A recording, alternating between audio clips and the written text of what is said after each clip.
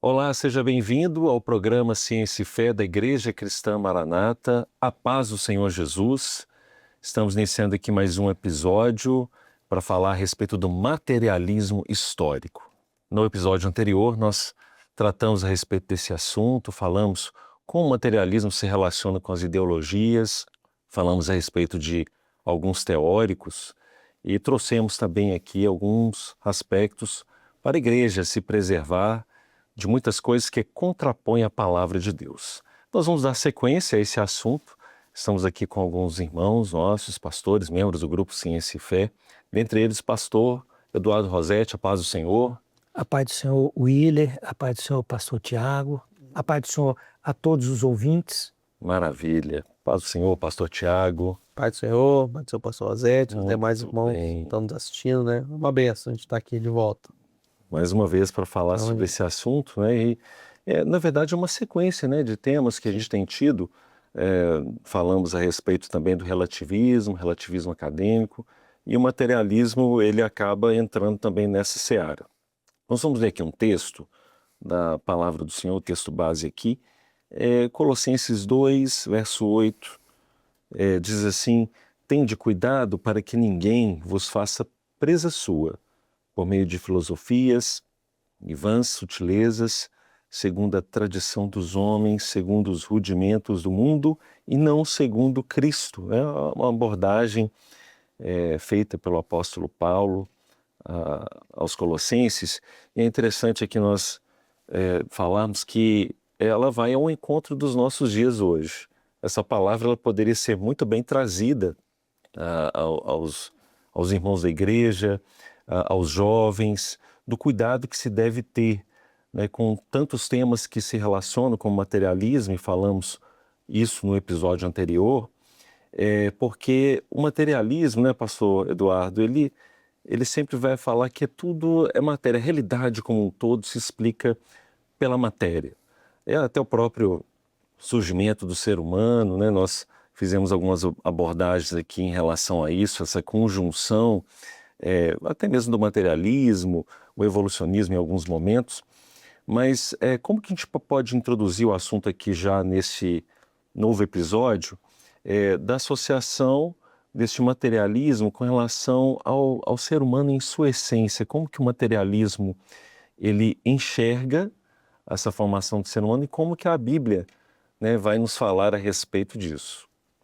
Em resposta à sua pergunta, nós podemos observar o próprio texto que foi lido, que há algumas indicações muito interessantes acerca do assunto que nós vamos tratar, quando ele fala assim, por meio de filosofias e vãs sutilezas, segundo a tradição dos homens e segundo os rudimentos do mundo, não é? E não segundo Cristo.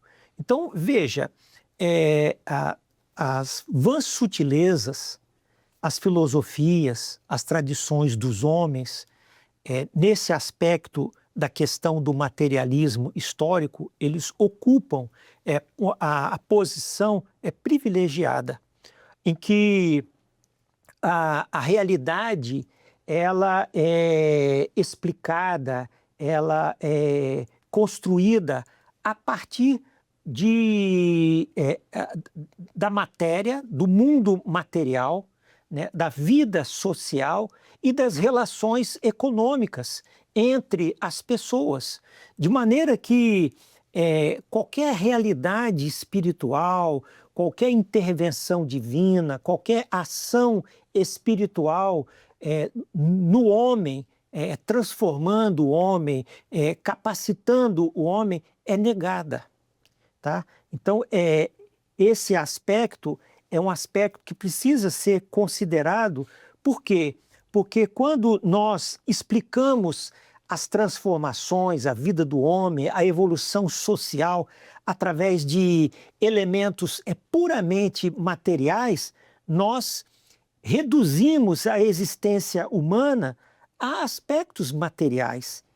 Ignoramos a essência da constituição humana, em que o homem é alma, corpo e alma, ignoramos a consciência moral e ignoramos o propósito eterno para o qual o homem ele foi criado, né? Quando nós desprezamos esses conceitos, a vida do ser humano ela se torna sem valor, sem sentido e sem propósito.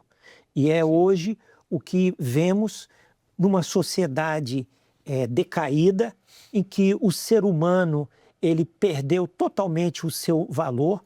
Então, é comum vermos cenas em que milhares de pessoas são levados a locais onde eles são ali exterminados, né? Onde o ser humano em si ele não tem valor algum e a vida humana se tornou sem propósito, né? O homem ele não sabe por que ele veio ao mundo e por que ele existe e por que ele se tornou objeto de negócios, né, dentro da perspectiva humana. Então, esse é hoje o cenário que nós contemplamos na vida social, não é? Muito bom, maravilha. O importante aqui é porque quando a gente fala do materialismo, o materialismo visa a formação do ser humano como um produto do meio social, do meio econômico, e desconsidera completamente a dimensão espiritual. Mas quando nós vamos olhar para a palavra, o Senhor, desde o princípio, ele fez questão de enfatizar qual é a essência do homem. Então, na criação, no livro de Gênesis, né, façamos o homem à nossa imagem, à nossa semelhança. Isso. Com o decorrer do tempo, né, e o materialismo ele tem um pouco desta visão, é como se o homem, ao longo do tempo, ele perdesse a sua identidade, a identidade de Deus, que ele foi feito à imagem e semelhança dele.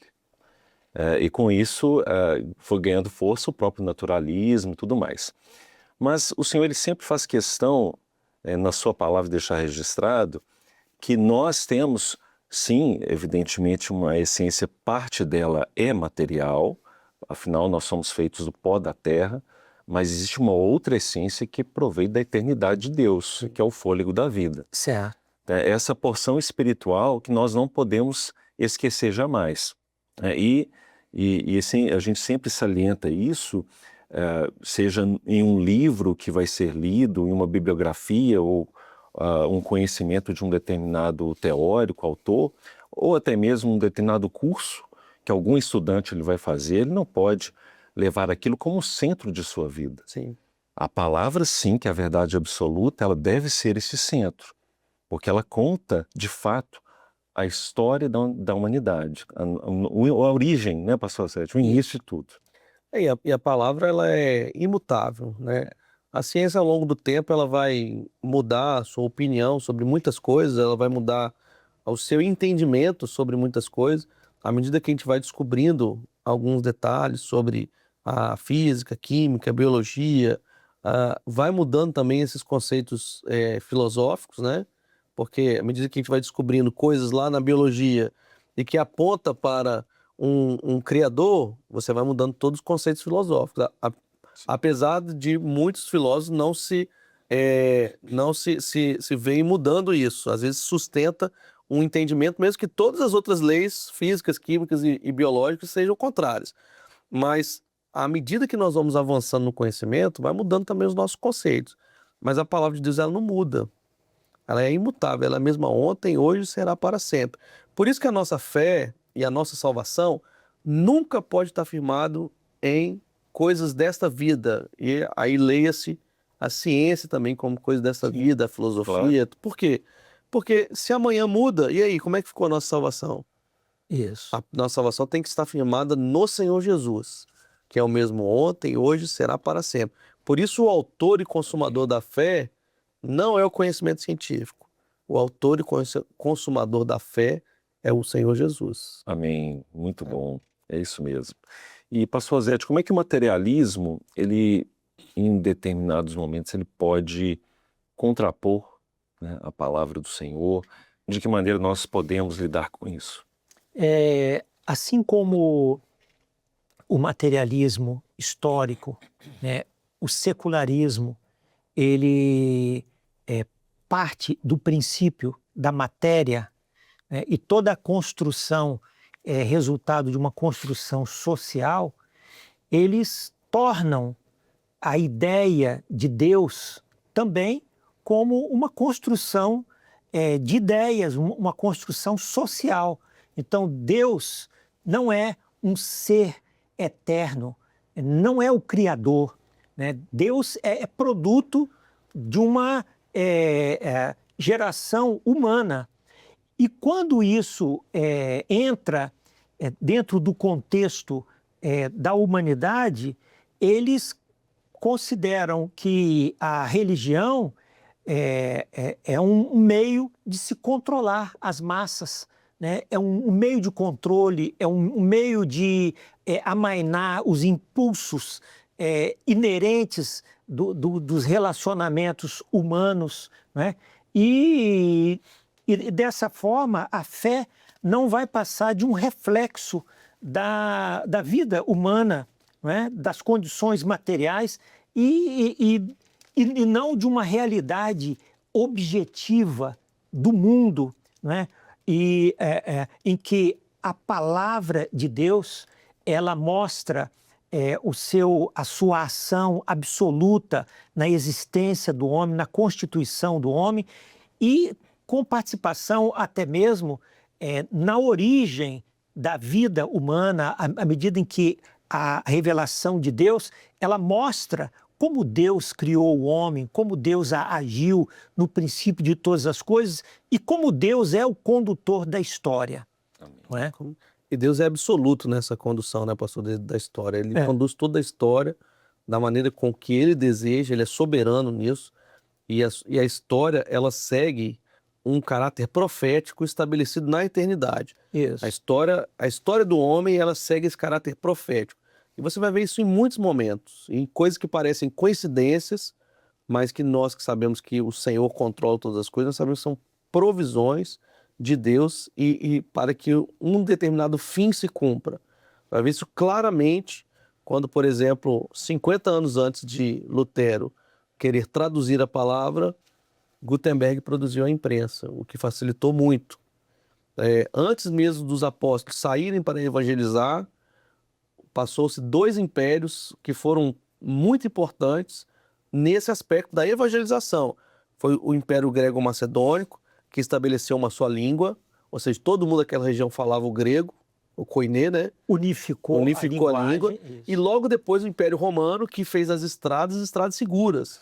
E aí as pessoas podiam transitar livremente para seus comércios e tudo mais. Isso favoreceu o evangelho, que fez com que o evangelho pudesse ser propagado com uma facilidade maior do que seria se não tivesse estrada e nem uma língua só. Então você vê que Deus ele controla toda essa história para o cumprimento daquilo que é profético. O Senhor ele estabelece aquilo que é profético, ele vai cumprir aquilo que está estabelecido na sua eternidade. E diante desse negócio da mudança que o pastor José está falando, a gente tem a revelação, ela tem o poder de mudar a mente do homem. Você vai ver Paulo no caminho para Damasco, ainda inspirando ameaças, quando o Senhor fala com ele, ele muda. Agora ele não é mais o perseguidor, ele passa a ser agora o perseguido. E ainda assim Deus leva ele para Arábia, ele passa um tempo também ali em Antioquia, sendo preparado para ser o homem que ia levar o evangelho ali nos gentios. Então o Senhor foi preparando a vida de Paulo, mudou a sua mentalidade, depois foi preparando. A revelação ela tem essa capacidade de mudar a vida do homem. Então você tem a palavra que ela é uma rocha eterna, inabalável, e ela encontra um homem que é rígido, estabelecido pelos seus conceitos. A revelação, ou seja, a ação do Espírito tem a capacidade de mudar o homem, de flexibilizar o homem para que o homem agora se molde à palavra de Deus. E isso é salvação. Quando eu moldo a minha vida diante daquilo que é a palavra de Deus, Deus está operando em mim salvação. Quando o materialismo ele rompe com isso, igual o pastor Zé falou, que o materialismo ele fala o seguinte, não foi Deus que criou o homem, então a via de transição era Deus criou o homem, estava indo para lá, ele mudou agora. Não foi Deus que criou o homem, na verdade foi o homem que criou Deus. Então ele inverte o sentido. Antes era Deus criando o homem. Agora o materialismo vem e fala assim, não, na verdade é o homem que criou Deus, que criou a religião, que criou esses aspectos. Aí ele inverteu o sentido. Então o homem agora rígido, ele vai ter que flexibilizar quem? A palavra. E aí ele vai pegar, não, peraí, isso aqui na palavra está ultrapassado, isso tem que ser revisto. Não, isso aqui não deve ser aplicado a nós, porque a época que isso foi escrito era outra cultura, outro saber. Então ele pega a rigidez da palavra e flexibiliza a palavra. E aí, enquanto o caminho do Deus criando o homem e Deus flexibilizando o homem, o caminho é a vida eterna, o caminho oposto é o quê? A morte eterna, porque o homem agora flexibilizando a palavra, ele passa a viver agora para a morte eterna, porque ele flexibiliza aquilo que é absoluto. Exato. E esse é um dos problemas quando nós tentamos introduzir esses conceitos da modernidade, como o relativismo, o subjetivismo, o secularismo, quando tentamos introduzir esses conceitos à mensagem bíblica. Sim. Né? E nós tentamos reinterpretar os fundamentos da fé cristã sob a lente desses elementos. Sim, isso gera um resultado muito perigoso sim. para a mensagem do Evangelho. Né? Desfigura por completo a mensagem do Evangelho. O Evangelho ele vai falar de transformação de vida, ele vai falar de arrependimento, sim. Ele vai falar de pecado, né? E aí, essa mudança, ela inverte tudo. Não, você não precisa se arrepender, você não precisa mudar de vida, você pode continuar no seu pecado. Então, ela vai invertendo toda essa ordem para acomodar o homem. Só que o homem, ele não pode ser acomodado àquilo que é a palavra do Senhor. Na verdade, a palavra do Senhor é que tem que moldar o homem. Né? Se o homem vai... Não, eu vou acomodar as minhas falhas naquilo que é na palavra. Não, isso aqui está errado, isso aqui tem que ser revisto, isso aqui está ultrapassado. Eu começo a acomodar as minhas falhas e tentar achar justificativa na palavra. Isso. Só que a palavra lá em Tiago vai falar o seguinte: Deus não tem mudança, nem sombra de mudança. Sombra de variação. Não tem mudança, nem sombra de variação. Ou seja, nem um pouquinho de variação, o Senhor não muda. Exato. O Senhor não vai falar, não, olha, com o pessoal do século I, eu vou tratar assim. Com o pessoal do século XV, eu vou tratar desse jeito. Com o pessoal do século XX, que tem já um celular, vou tratar desse jeito. Não existe isso. Deus não tem essa sombra de variação. Ele Exato. é mesmo ontem, hoje, será para sempre. E se eu tratar desse jeito, eu vou estar saindo daquilo que é o Evangelho. Portanto, saindo da vida eterna. A palavra vai se aplicar a todos os tempos. Todos os tempos. Em todos os séculos ela perdurou-se. Né? E a gente observa, até mesmo dentro desse contexto, falando aqui do relativismo, né? Tenta relativizar a palavra, a gente tem ouvido muito também aí fora alguns aspectos que falam assim, olha, mas o crer em Deus, a fé também é fruto de uma imaginação humana, é produto de uma criação do homem. E nós vamos observar que a palavra vai falar justamente o contrário. A fé que o Senhor nos deu é que pela graça sois salvos por meio da fé, isso não vem de vós, é dom de Deus. Efésios 2, verso 8. Então, é a fé que salva. Pela graça somos salvos, é a fé que vai ser esse elo de ligação do homem com Deus, efetivamente. E a gente não pode esquecer disso. A gente não pode esquecer que as coisas que são relacionadas a essa vida, ela nos vai levar para outras coisas dessa vida. Mas somente o Senhor, a fé que Ele nos deu, desde a sua eternidade, que vai nos levar a ter uma experiência com Ele. Mas aqui, ainda seguindo aqui em frente, pastor Rosete, a palavra do Senhor, e a gente tem que falar desse tema, que é um tema que se refere a injustiças sociais. O materialismo ele tem a sua vertente com relação a isso, mas como que a gente pode dizer sobre a origem das injustiças sociais de acordo com a palavra de Deus? De acordo com a palavra de Deus, a injustiça social ela deriva ela deriva da pecaminosidade humana. Então, é o homem em seu estado pecaminoso que se afasta dos propósitos eternos do Criador e passa a trilhar caminhos diferentes ou contrários ao que Deus instituiu para ele. Então, à medida em que nós cometemos o pecado, né, que é uma afronta à vontade de Deus, né, é uma desobediência à vontade de Deus, nós nos sujeitamos ao mal que dele decorre, tá certo? Então essa é a razão pela qual existe o mal no mundo, né? O homem, fazendo uso do seu livre-arbítrio, ele decide confrontar-se com a vontade de Deus. E, em resultado, ele traz sobre si danos e sobre os outros também. Então, essa é, sob o ponto de vista bíblico, a explicação para o mal que existe no mundo, para os problemas que existem no mundo, é exatamente o homem agindo no seu estado pecaminoso. E o fato da gente ter pecado, como o pastor falou, a gente foi se afastando daquilo que é Deus e quem é justiça. Deus é o Deus justo. Então nós fomos se afastando daquilo que é a justiça de Deus, em todos os aspectos, físicos, espirituais, né, sociais, e o homem foi se afastando, ao ponto que hoje nós temos uma sociedade, assim, nós temos os governantes muito preocupados com essas questões, mas é uma sociedade que é quase que impossível estabelecer uma justiça social plena. Mas aí nós vamos viver um tempo, e a palavra diz isso, depois do arrebatamento da igreja, quando o Senhor Jesus estabeleceu o seu governo na terra, ele vai mostrar que o governo dele era um governo justo. E aí sim nós vamos ver, não, o governo de Jesus é um governo justo. E aí nós vamos ver nesse período, que a palavra descreve como período do milênio, né? Vai ser um período onde Jesus vai mostrar que o seu governo aqui na terra é um governo justo, onde ele é a justiça e ele opera em todas as coisas. Ainda que o materialismo histórico ele tente explicar os problemas que surgem no mundo como um conflito de classes, né?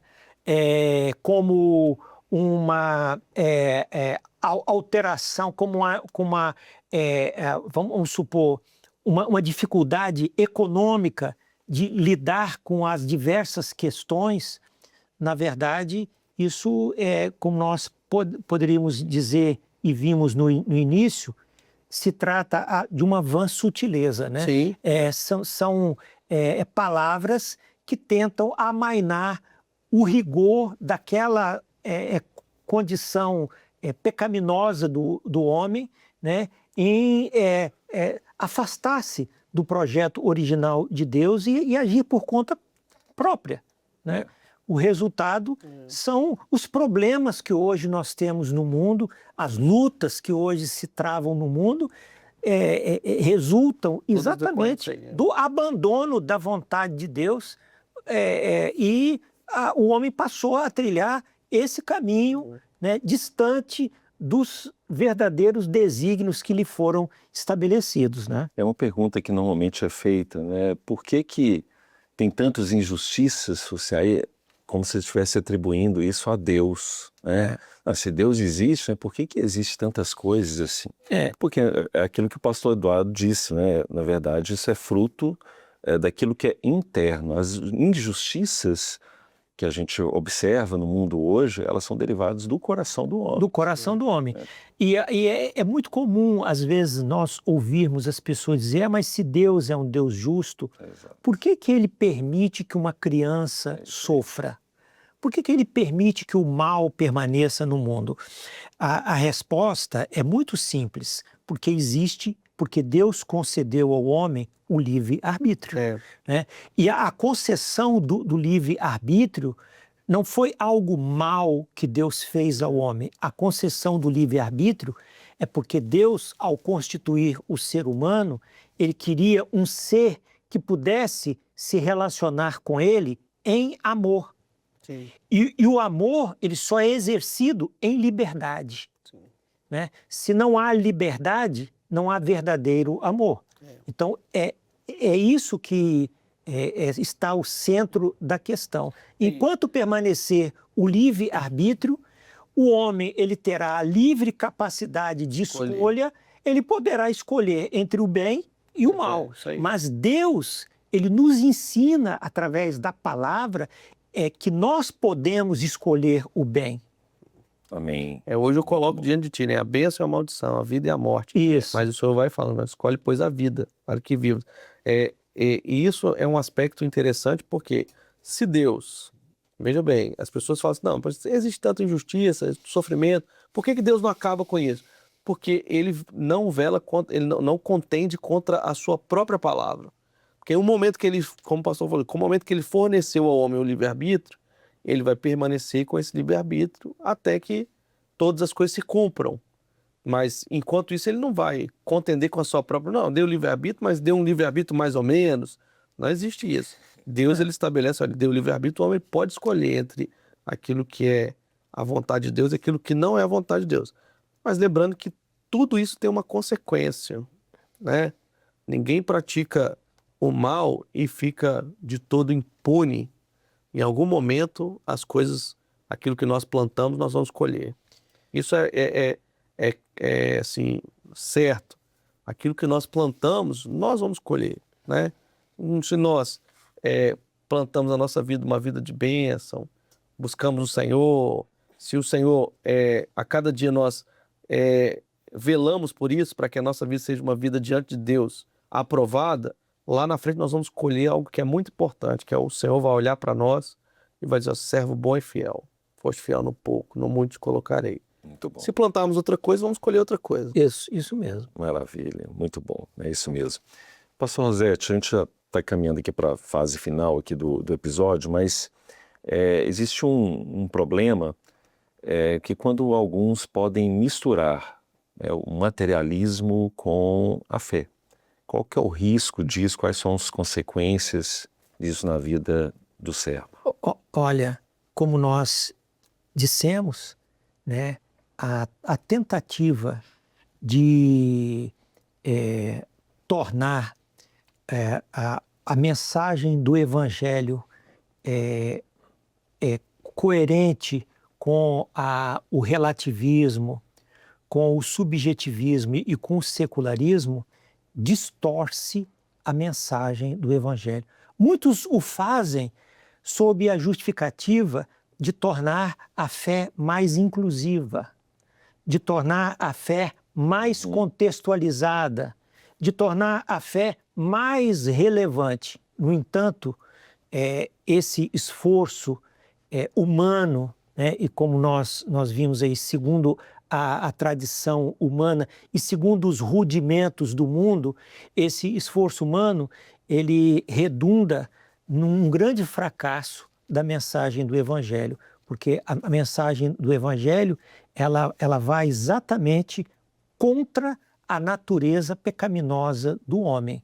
E se ela acomoda a natureza pecaminosa do homem à verdade cristalina, inamovível do Evangelho, nós temos uma completa distorção daquilo que é a mensagem de Deus à humanidade. A nossa luta é grande contra nós mesmos, né? A nossa natureza, ela vai nos levar para aquilo que é a parte de nos afastarmos do Senhor, e a nossa luta é contra nós mesmos, para nos aproximarmos de Deus. Às vezes a gente fica pensando que a nossa luta está no vizinho, não está não. A nossa luta somos nós mesmos. Então, Senhor, eu preciso estar próximo do Senhor, porque a minha tendência humana é ir para um caminho que vai me levar para a morte. Mas o Espírito Santo nos conduz por um caminho que nos leva para a vida. Então, quando ouvimos a voz do Senhor, o Senhor nos corrige. E a nossa vida, e eu costumo falar isso, a nossa vida não é uma vida de elogios, é uma vida de correção. O Espírito Santo vai nos corrigindo, porque Ele nos ama, vai nos corrigindo nosso posicionamento, para que naquele grande dia nós possamos ser arrebatados. Amém. Isso. O que é mais importante, né?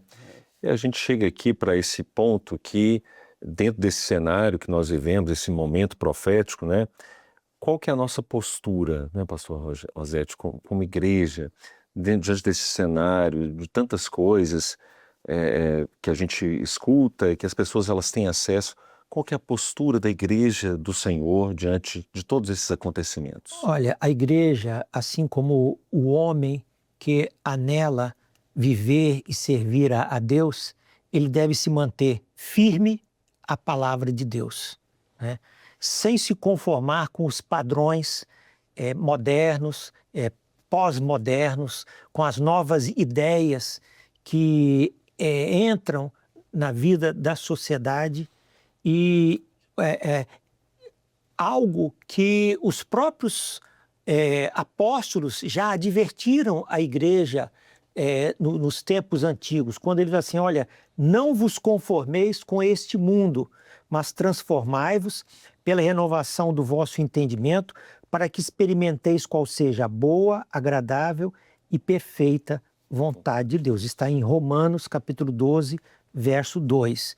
Então, a missão do Evangelho não é conformar-se com o mundo.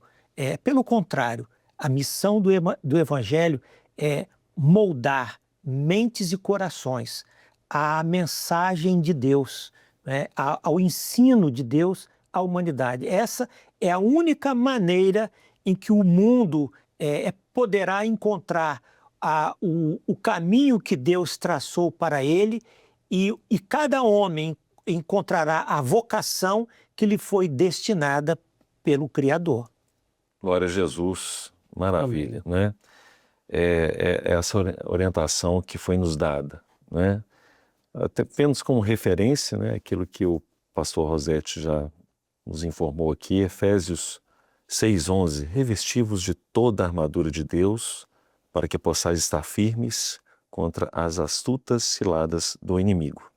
A igreja ela tem este papel de levar a palavra, gerar transformação de vidas, não pelos seus argumentos, mas é o Espírito Santo que convence um homem do pecado, da justiça, do juízo. E a igreja tem esse papel de testemunhar a verdade absoluta, Isso. a palavra de Deus, embora ao longo do tempo ela seja confrontada, ela seja questionada, mas a palavra do Senhor, ela está aí, todos os tempos, para nos ensinar, para nos corrigir, para nos redarguir e para nos instruir de acordo com a justiça de Deus. Amém, companheiros? Amém. Pastor Rosete, seja sempre bem-vindo, a paz do Senhor. Obrigado, Deus abençoe. a paz do Senhor, a paz de São William, o pastor Tiago, a paz de São aqueles que nos acompanham. Amém. Pastor Tiago, a paz do Senhor. Pai do Senhor. Até a próxima, né? Amém. A você que nos acompanhou em mais um episódio do programa Ciência e Fé, lá no canal oficial da Igreja Cristã Maranata, no YouTube, a playlist do Ciência e Fé tem os episódios lá. Compartilhe esse conteúdo. Se você gostou desse conteúdo, curta lá e envie também para os seus familiares, para os seus amigos. Que o Senhor possa te abençoar com o conteúdo que foi apresentado neste episódio. A todos, a paz do Senhor.